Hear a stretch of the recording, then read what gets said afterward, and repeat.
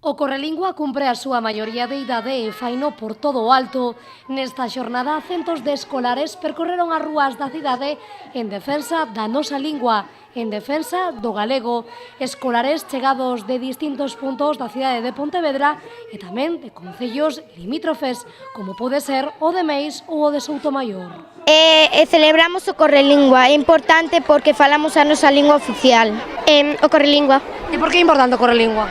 Porque estamos entrenando a nosa lingua galega. El día da lingua galega. Se defende a nosa lingua galega. Pois estender a lingua galega por todo o mundo. O Correlingua. O Correlingua. Por que é importante o Correlingua? Que defende o Correlingua? A lingua da galega é a nosa lingua. É moi importante porque antiguamente non se podía falar, pero moitas persoas querían defenderlo. Porque falamos a nosa lingua oficial e indica que ten futuro. Porque así defendemos a nosa lingua. É como unha festa que facemos para non olvidar o galego. É importante facer esta festa e potenciar o galego, ti crees que sí? Sí, porque senón nos olvidámoslo.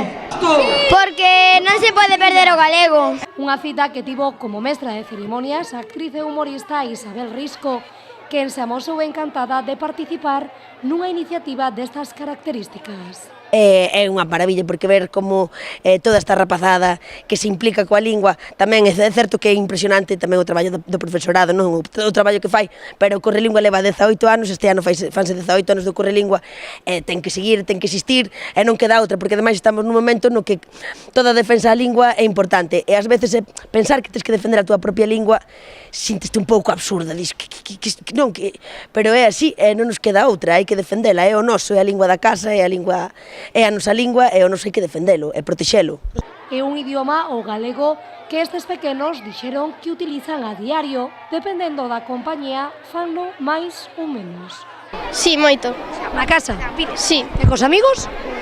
A veces. Na miña familia, ás veces. A túa familia ás veces? Sí. E cos amigos? Tamén ás veces. E ti falas o galego normalmente ou non? Algúnas veces sí. Ou na casa? Sí. Cos amigos?